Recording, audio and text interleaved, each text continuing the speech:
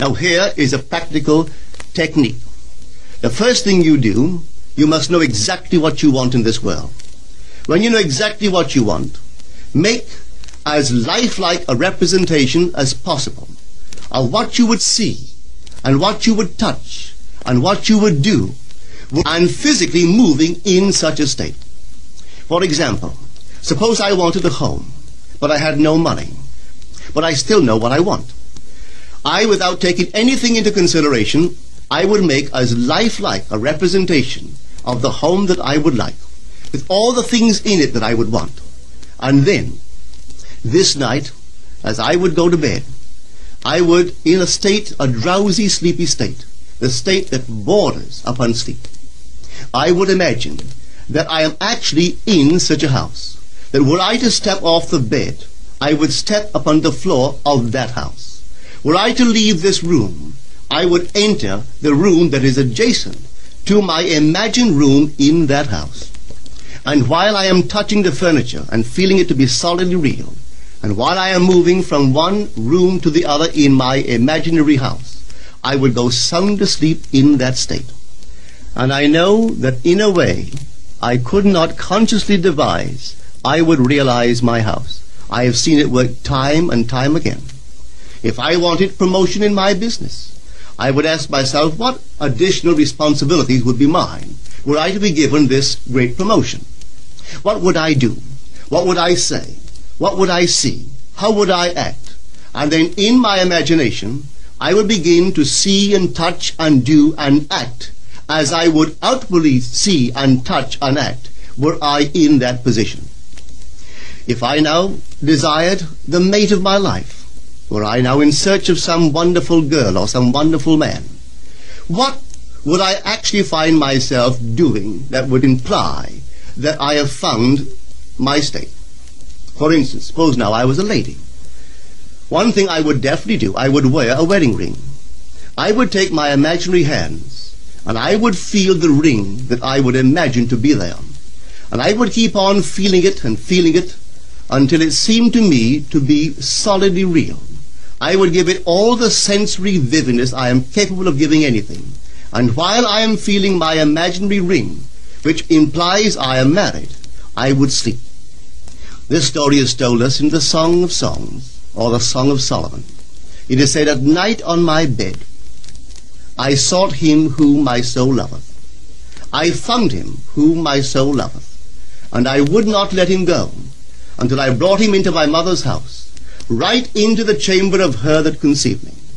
If I would take that beautiful poem and put it into modern English, into practical language, it would be this. While sitting in my chair, I would feel myself right into the situation of my fulfilled desire. And having felt myself into that state, I would not let it go. I would keep that mood alive, and in that mood I would sleep. That is, taking it right into my mother's chamber, into the chamber of her that conceived me. You know, people are totally unaware of this fantastic power of the imagination. But when man begins to discover this power within him, he never plays the part that he formerly played. He doesn't turn back and become just the reflective life. From here on in, he is the affecter of life. The secret of it is to center your imagination in the feeling of the wish fulfilled and remain therein. For in our capacity to live in the feeling of the wish fulfilled lies our capacity to live the more abundant life. Most of us are afraid to imagine ourselves as important and noble individuals, secure in our contribution to the world, just because at the very moment that we start our assumption, reason and our senses deny the truth of our assumption. We seem to be in the grip of an unconscious urge which makes us cling desperately to the world of familiar things and resist all that threatens to tear us away from our familiar and seemingly safe moorings. But I appeal to you to try it. If you try it, you will discover this great wisdom of the ancients, for they told it to us in their own strange, wonderful, symbolical form. But unfortunately you and I misinterpreted their stories and took it for history when they intended it as instruction to simply achieve our every objective. You can't do anything if you're lukewarm. You must be intense about it. You want to be rich? All right, can be rich. You want to be known? You can be known. No matter what you want, but you must be intense about it.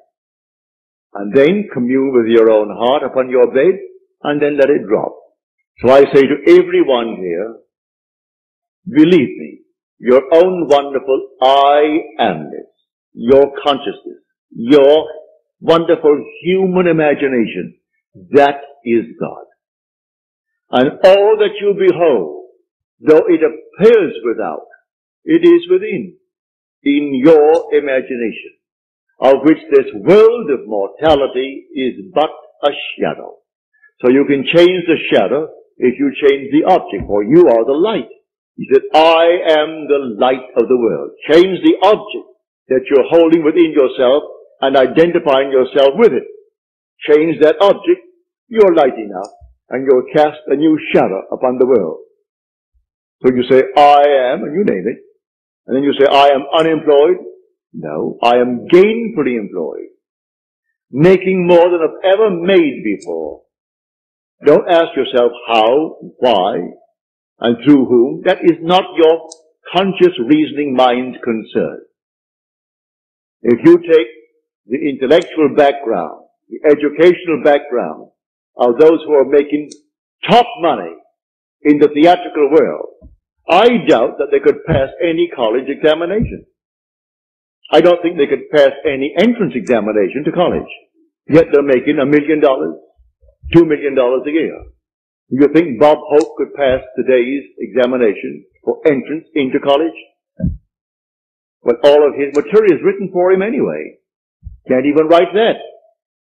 But he has millions, all right, because that's how he dreamt. May I tell you? I know the background of the man. That was his goal in life. If that's your goal, have it. I speak of another goal.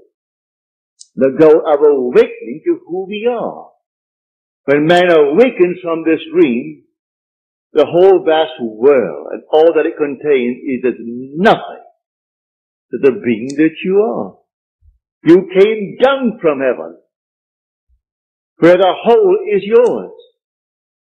As you're told in the 50th Psalm, if I were hungry, I wouldn't tell you, for the world is mine, and all within it.